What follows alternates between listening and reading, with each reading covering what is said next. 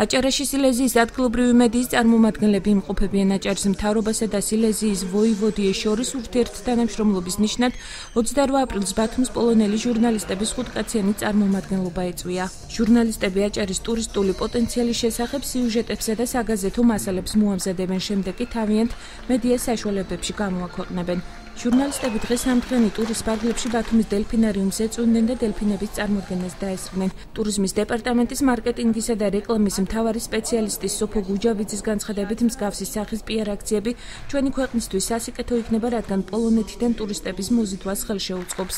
3 დღის განმავლობაში პოლონელი ჟურნალისტები აჭარის თითქმის ყველა თვალსაჩინო ადგილს მოინახულებენ და 1 მაისს გაემგზავრებიან. აჭარის ტურიზმისა და კურორტების დეპარტამენტი ყოველთვის სეზონის წინ აქტიურებს თავის პიარ აქტივობებს ქვეყნის საზღვრებს გარეთ. პოლონეთში ჩვენი მარკეტინგული ღონისძიების ფარგლებში დღეს ბათუმში იმყოფება სილეზიის რეგიონის მედიის წარმომადგენელი ჟურნალისტები.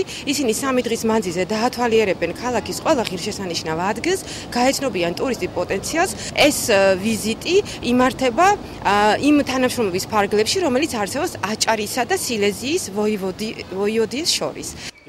მსგავსი სახის შოუ პოლონეთში ნანახი არ მქონდა. ნამდვილად აღფრთოვანებული დავრჩი. ყველაზე ძალიან დელფინის მწვრთნელები მომეწონა. მსგავსი რამ ჩემს ცხოვრებაში არ მინახავს. მოხარული და კმაყოფილი ვარ დღევანდელი დღით.